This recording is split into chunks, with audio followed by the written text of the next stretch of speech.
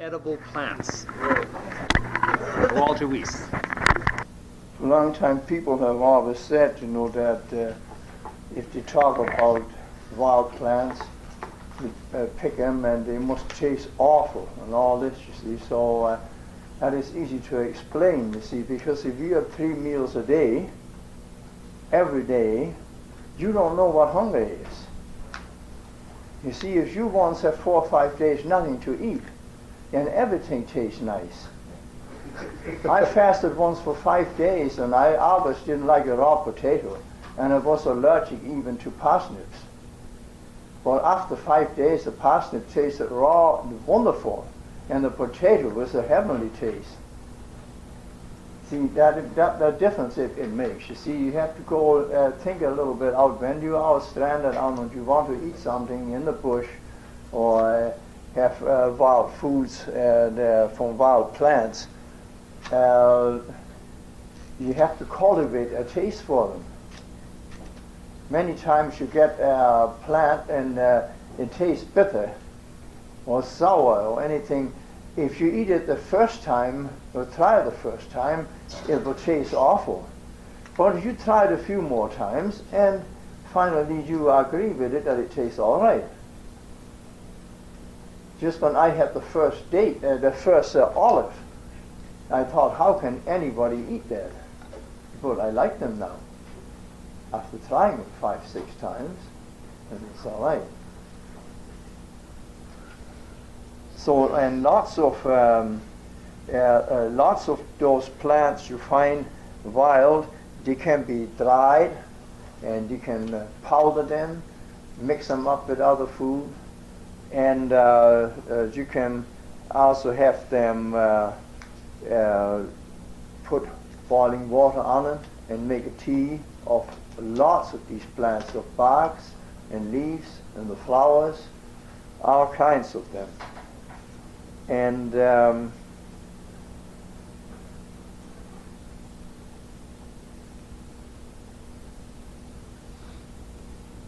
sometimes the people, they don't feel very good and they want to go on a diet. If you just want to mention it here, they're going to take certain herbs and other, and they figure they will overcome that. And they figure that can just go like that without feeling anything, yeah. But what happens when the body is discarding some poisons? You can get awful sick. You never think about that, because I went out through that. So now I have all kinds of different things. Now, wild fruits. You take the rose hips. They are a good food. You find them nearly all year round hanging on the bushes. And they are emergency food. And they're high in vitamin C. 3 hips have as much vitamin C as an orange. And then you have the blueberries, the huckleberries. You all know them. And to clean these huckleberries, I give you just a little hint. Just throw them on a slanted blanket, and the berries will all roll off, while the leaves and the old blooms and everything all stick to the blanket, and the berries come down on the bottom. And then you also know the cranberries, the high bush cranberries. The high bush cranberries have a leaf like the maple. I call them mooseberries or squawberries, red in color. And the other cranberries, they are mostly on acid soil, and they're not very good eating raw, but they make nice preserves with sweetener. And then we have the elderberries. You know how good the elderberry jam is, or the jelly. And the strawberries. You have something that's very, very good, and people never think about it, to pick those wild strawberry leaves, because they make a very good tea,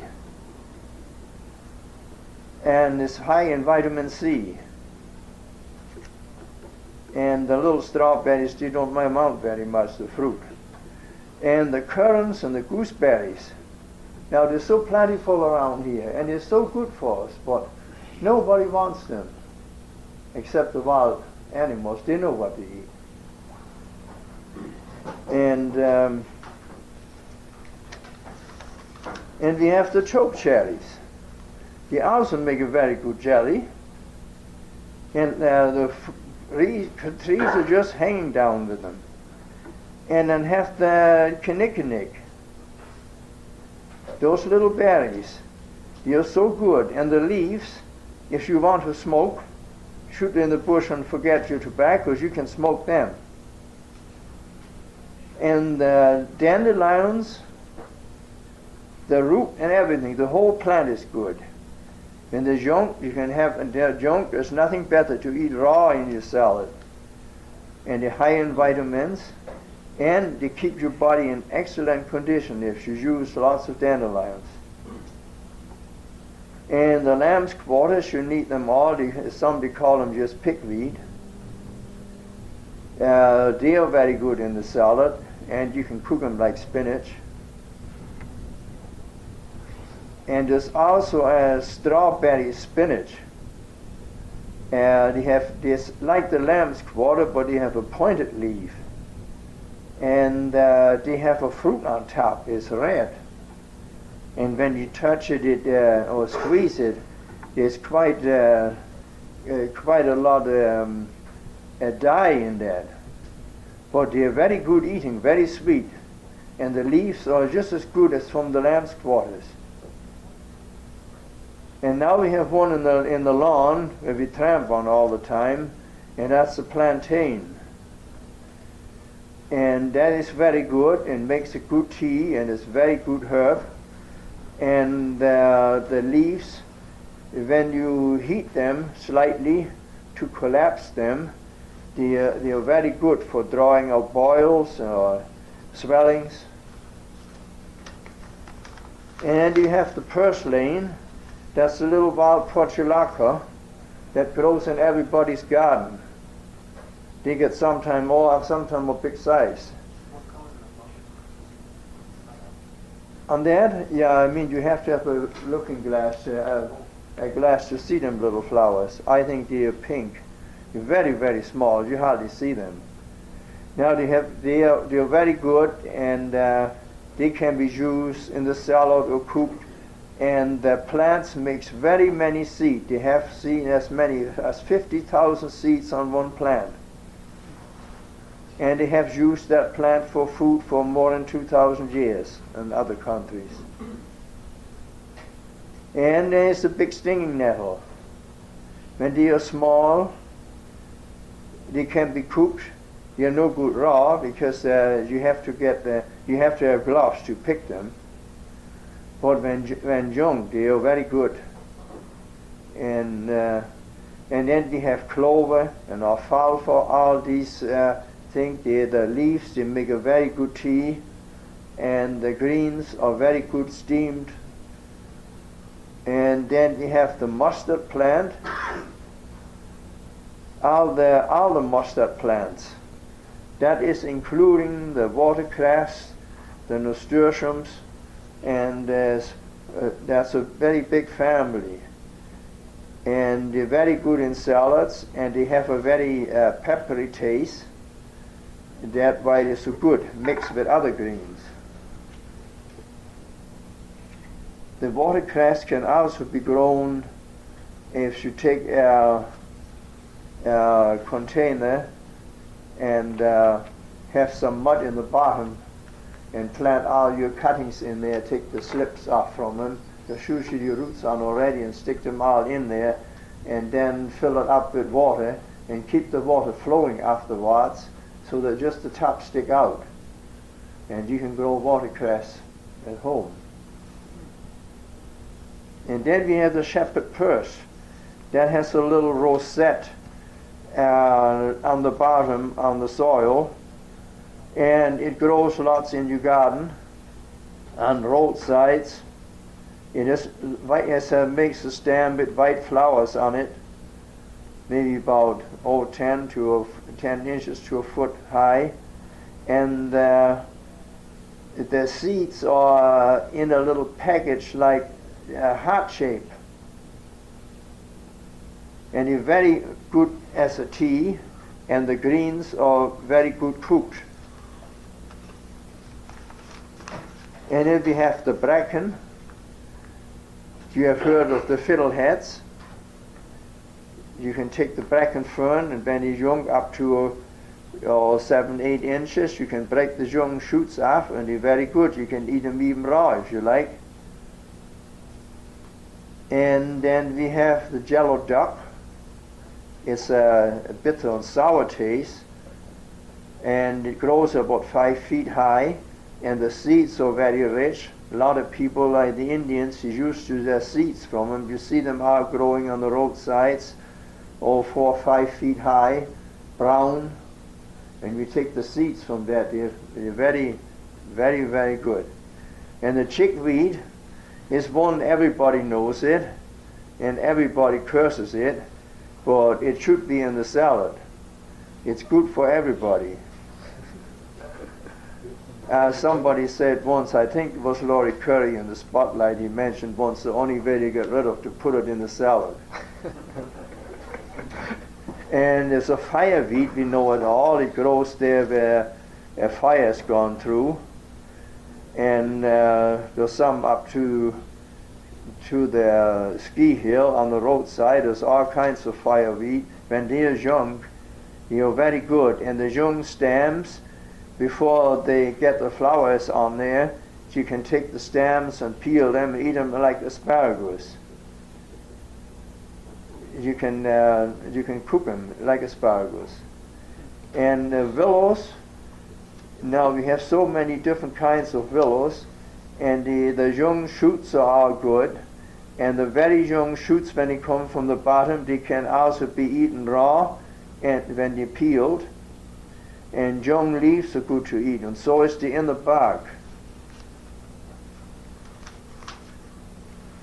And then we have the burdock. You know that down a thing, but you see on the roadside, and when you go along, all the things hang on you, those big ones. And the peeled root can be boiled in 2 waters, and also the stem, when it's still young, be boiled in 2 waters, and they're very edible. The Japanese, they grow them for... What do you mean 2 waters? Do you discard 1 water? Yeah, you can start 1 water. It's I don't know. There's something in it that should go out, but it's not very good for you. So don't eat it the first time. Well, I mean, you can do. Maybe you wouldn't like it very good. You see, it improves the taste. It improves the taste. You see. And there's a spring beauty that grows. I have seen it over where Raymond Huey has his place. I've seen it there. I dug them out. There's a little potato on the bottom. There's a little pink flower, and the leaves are narrow and long, and it only grows about that high, 8 inches high. And that little potato tastes very good, even raw. Very nutty flavor. Yes. But you only find it, when it's out, because after a while it dries down, and then you can't find it. No, if Raymond Huey has the greenhouses. Okay. Yeah. Around the lake there. Yeah, there may be some over, but it means you have to look for them. Then when you can see them there, so if anybody wants it, might ask Raymond when they flower, and then you can look somewhere else for them, Yeah. And then is the cattail, the bulrushes. Now there's food for millions. You take the big sloughs when they are full of those cattails, and the roots, they're very heavy and thick. You can pick them and you peel them. You can eat them raw or cooked. And the young stems up to 1 foot or 1.5 feet high, they can be cooked and boiled like asparagus. They're very tasty. And when you get a little further advanced, you take the tops when they come in bloom, and you can pick them and eat them like corn. They're very edible, And because there's so much of it, it's easy picking. And nuts, we don't have much around here. I don't know, and there's no hazelnuts growing wild here, but they're very good. And then you take wild beverages. There's so many plants what we have around, you can just pick and make a tea of it, like the mint. And then you have the sumac, what they call the lemon tree. It doesn't really grow here. We have the small one, but that is not as good. But you take the tall one, they grow up to 20 feet high. You see them on the coast. And you see them on the bush other side of the divide. And the crushed berries, they are very good when you boil and steep them and strain through cloth to get rid of the hairs, and you make a very, very good drink. It's a little bit sour. That's why they call it the lemonade or the vinegar tree. And the birch, I think the black birch is the best. The inner bark can be eaten raw, cut in strips and juiced as noodles. And the twigs and the young leaves make a good tea. And they have the Labrador tea, what they call also the Hudson's Bay tea. They grow about 4 feet high with the leathery leaves, about 2 inches long. They're oval shaped. And some people have them even in the gardens because they make a nice flower. They have great big bunches of flowers. Oh, they're almost as big as that in white flowers on top. And the leaves make a very good tea. And then there are all the trees from the hemlock, the fir, even the pines. You can take the young shoots. They always make a good tea, and you can eat them. They're very, very good to eat because the animals eat them too. And the seeds of them, now you have to know when you have to find out from the squirrel when he carries them from the tree. Then you can take the seeds from them, otherwise they'll fall out. And the pine tree is also good from the seeds of the cones. And the same, the bark can be cut in strips, and you can use it as in noodles, or you can eat it raw. That's the inner bark underneath? Yeah, it's the inner bark. Yes. The outer. No, the inner bark. Yes. Yeah. And the poplar tree. Now there we have a tree where there's so much good. There's the inner bark and the buds, the young shoots, and the flowers. All is all edible. And now we have one fruit, even the wild apple, and it doesn't matter what apple that is, and I think the more sour it is, the more rich it is in enzymes. Now enzymes is something that gets destroyed when you cook it.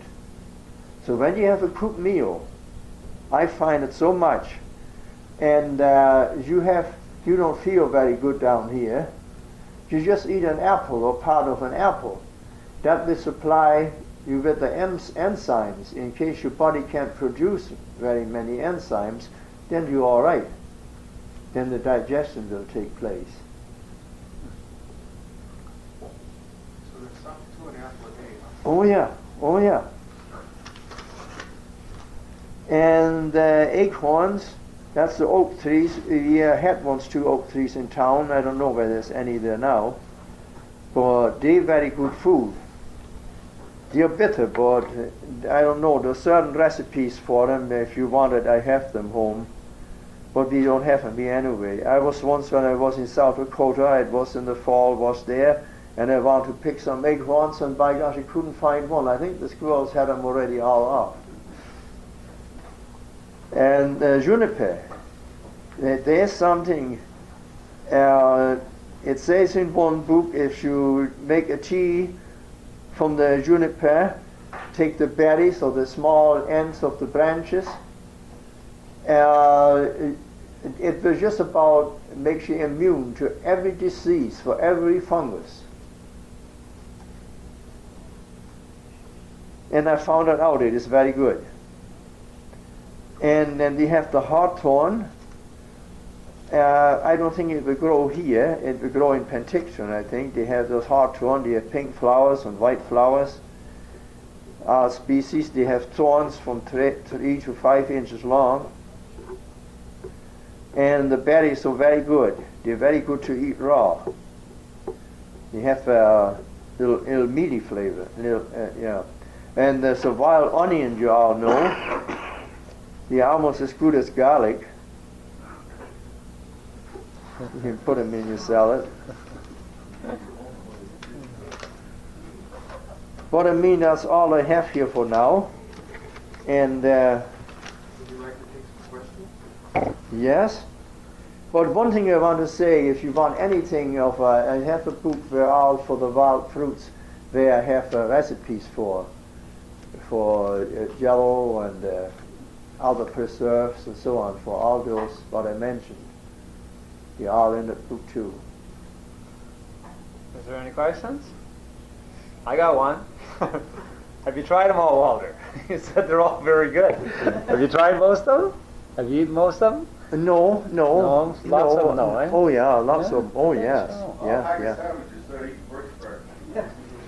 Well, there should be no See, need for somebody to start I with that. say, if anybody doesn't feel good and is polluted, his inside is all polluted, and he go on raw food now and clean his system out, then he can get very sick, because you must remember that the poisons in your body have to all be eliminated through the bloodstream and also through your head. So you will have headaches, and it can be severe till the most of it is cleaned out, and then it will be eased back again. You're speaking from experience there. Yes. Yeah, I know. I went all through that. You see, that's why I got interested in that. Somebody called me. Oh, what do you know about it? I say, I don't know. I just tell you what it is, so you can leave it alone. Like was one fellow in marriage, you know, he had pie there, and what he had white bread. I don't know what he had more. I said, you shouldn't eat that. You look so pale. You shouldn't eat that. You won't live very long when you eat that. He looked at me. Are you talking to me? He says. I have eaten like that for all my life. He says, I'm going to die with that. Yeah. Yeah.